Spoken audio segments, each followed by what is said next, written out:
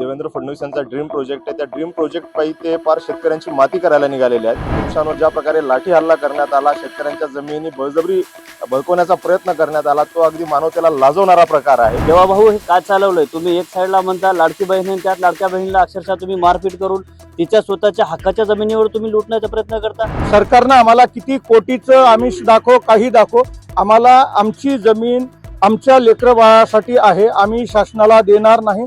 राज्याचे मुख्यमंत्री देवेंद्र फडणवीस यांचा महत्वाकांक्षी प्रकल्प म्हणून ओळखल्या जाणाऱ्या शक्तीपीठ महामार्गाला मराठवाड्यातून, विशेषतः मराठवाड्यामधून मोठ्या प्रमाणात विरोध होताना पाहायला मिळतोय.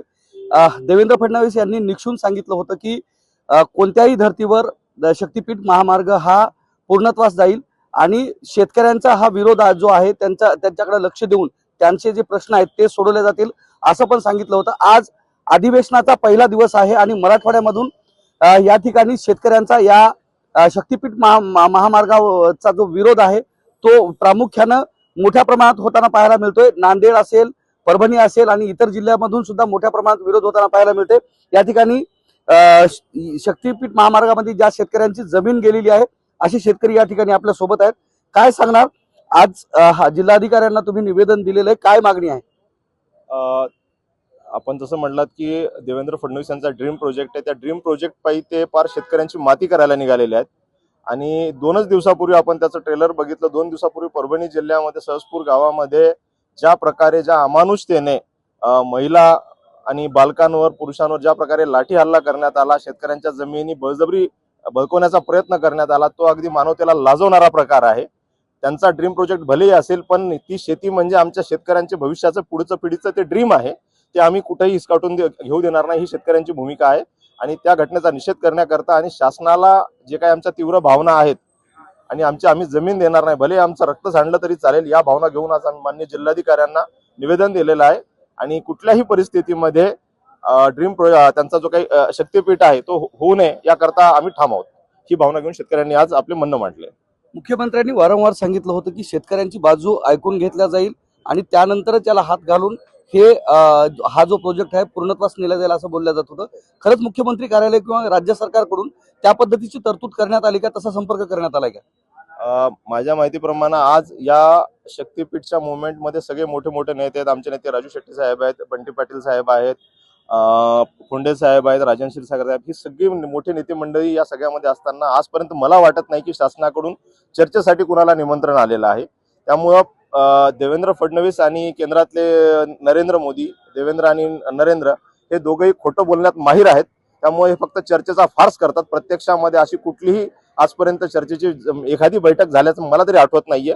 आणि तसं असेल तर त्यांनी ओपनली चर्चेची बैठक घ्यावी आणि जे काही आमचे प्रमुख नेते आहेत त्यांना चर्चेसाठी निमंत्रित करावं. आज राज्याचं अर्थसंकल्पीय अधिवेशन आहे ते सुरू झालेलं आहे. याचे पडसाद या अधिवेशनामध्ये दिसतील का? आणि हे जे मराठवाड्यातील शेतकरी आहेत ते बाधित शेतकरी अधिवेशनाच्या ठिकाणी आंदोलन करणार आहेत का? आज प्रामुख्यानं शक्तीपीठ संघर्ष समितीची पूर्ण महाराष्ट्राची आहे. त्यांच्या वतीनं प्रत्येक जिल्ह्याच्या ठिकाणी, प्रत्येक तालुक्याच्या ठिकाणी त्या ठिकाणी आपण प्रशासनाला निवेदन द्यायचे आहे आणि रास्ता रोकोच्या माध्यमातून आणि निवेदन देऊन त्या गोष्टीचा निषेध करायचा आहे आणि शासनाला विरोध करायचा, एवढंच ठरवण्यात आलेलं आहे. मला वाटतं कदाचित पुढची गरज पडली तर अधिवेशनामध्ये सुद्धा शेतकरी घुसून सरकारला जाब विचारायला कमी करणार नाहीत. निश्चितच हे नांदेड जिल्ह्यातील शक्तीपीठ महामार्गामुळे बाधित झालेले हे शेतकरी आहेत. इतर शेतकरी आपल्या सोबत आहेत. काय भूमिका आहे? शासनाच्या विरोधात हे आंदोलन सुरू केलंय, सरकारनं कोणती भूमिका घ्यावी ही अपेक्षा आहे? सरकारनं शक्तीपीठ रद्द करावं हीच भूमिका घेतलेली फार प्रामुख्याने चांगलं राहील. देवा भाऊ हे काय चालवलंय तुम्ही? एक साईडला म्हणता लाडकी बहीण आहे, त्यात लाडक्या बहिणीला अक्षरशः तुम्ही मारपीट करून तिच्या स्वतःच्या हक्काच्या जमिनीवर तुम्ही लुटण्याचा प्रयत्न करता. ही काय पद्धत लावली तुम्ही? कुठली चर्चा केली तुम्ही आमच्या सोबत? एकही चर्चा कोणी करायला? अरे मुळात चर्चा करायचीच कस काय? तुम्हाला स्वतःची स्वप्न साकार करण्याकरता तुम्ही आमच्यासारख्या सामान्य माणसाचा जीव घ्यायला तयार झाले. अरे आम्ही तुम्हाला मागतोय काय? दुसरं काय मागितलं आम्ही आजपर्यंत तुम्हाला? आम्ही आमची स्वतःची जमीन, ही स्वतःच्या हक्काची कष्टाने कमवली जमीन ही टिकवण्यासाठी तुम्हाला मागतो. आम्ही तुम्हाला कुठल्याही प्रकारचं काहीच मागितलं नाही. आम्ही फक्त आमची जमीन रोखण्याकरतो आम्ही प्रयत्न करतो, एवढीच आमची मागणी. अरे ती सुद्धा तुम्हाला आम्ही ठेवू द्यायची नाही. हे काय झालेलं तुम्ही? राज्य लोकशाही आहे का हुकुमशाही आहे तुम्ही? अरे तुम्हाला हुकुमशाहीच करायची असली तर कशाला आम्हाला आमच्यावर गोळ्या घाला? बिंदास रस्त्यामध्ये गोळ्या घाला, तुम्ही जमिनी घ्या ना तुम्हाला घ्यायच्या असतात. अरे तुम्ही विकास करता तर कोणाच्या नावावर विकास करता? कशासाठी विकास करायला तुम्ही? जर सामान्य माणूस जिवंतच नाही राहिला तर तुमच्या विकासाला कोण पाहिजे? त्या रस्त्यावर जाण्याकरता माणसं तर लागतील. तुम्ही जमीन कुठून आणून देणार तुम्ही आम्हाला? जर तुम्ही सर्व सुपीक पट्टाच घेऊन जात असाल तर रस्त्यावर तुम्ही काय उगवणार? टमाटे कुठे लावणार तुम्ही? बटाटे कुठे लावणार? टरबूज कुठे लावणार? हे का रस्त्यावर लावणार तुम्ही? ही पद्धत बरोबर नाही देवा भाऊ. तुम्हाला आजही क्लिअर, आम्ही सर्व शेतकरी मिळून आमच्या तुम्ही पूर्ण अंतकरणाचा अंत पाहू नका. जर शेतकऱ्याचा अंताचा बांध जर फुटला तर तुम्हाला सत्यवंत सोडून द्या, तुम्हाला रस्त्यावर फिरणं सुद्धा अवघड होईल. तुम्ही एवढी शेतकऱ्याला मजाक नाही समजू नका. अरे तुम्ही इंग्रजापेक्षाही तुम्ही जुलूम करता आमदार. अरे आमची कष्टाची जमीन आहे ती. आज त्या जमिनीवर आमच्या पिढ्यानं पिढ्या जगणार आहेत. अरे शेतकरी म्हणून तुम्ही आमचं जीवन मान्य करणार आहात की नाही? आज तुमच्या माध्यमातून मी हेच सांगतो सरकारला की अरे बाबा आम्ही शेतकरी आहेत, आम्ही तुम्हाला कुठलंही काहीच मागणार नाही, आमची आम्हाला जमीन राहू द्या, एवढीच आमची तुम्हाला मागणी आहे. निश्चितच यांची जमीन ही आमची आम्हाला राहू द्या अशी भूमिका घेत या ठिकाणी शेतकऱ्यांनी हे आंदोलन सुरू केले. मराठवाड्यातील अनेक जिल्ह्यांमधील शेतकरी शक्तीपीठ महामार्गामुळे बाधित झालेला आहे आणि त्यामुळे हे आंदोलन पेटताना पाहायला मिळते. अर्थसंकल्पीय अधिवेशनामध्ये या आंदोलनाचे निश्चितच पडसाद पाहायला मिळतील. इतरही शेतकरी मंडळी आपल्या सोबत आहेत. काय सांगणार, नांदेड जिल्ह्यातील शेतकऱ्याची काय भूमिका असणार आहे? येत्या अधिवेशनामध्ये तुम्ही ही भूमिका सरकारसमोर मांडणार आहात का? 100% आम्ही मांडणार आहे. आज 2 वर्ष झाली अधिसूचना निघून नांदेड जिल्ह्यात 1 इंच सुद्धा जागा आम्ही मोजू दिली नाही. भवितव्यात शासनाने कसल्याही प्रकारे कसाही अत्याचार केला, आम्ही त्या अत्याचाराला गुमानणार नाही. कशाही प्रकारे आज 2 वर्ष झालं आम्ही शक्तीपीठ महामार्गासाठी 1 इंच सुद्धा जागा मोजू दिली नाही. भवितव्यात नांदेड जिल्ह्यामधून 1 इंच सुद्धा जागा देणार नाहीत आम्ही. सरकारनं आम्हाला किती कोटीचं आमिष दाखव, काही दाखव, आम्हाला आमची जमीन आमच्या लेकरबाळासाठी आहे, आम्ही शासनाला देणार नाही. आमचा जीव गेला तरी चालेल, मात्र आम्ही शक्तीपीठ महामार्गासाठी 1ही इंच जागा देणार नाही.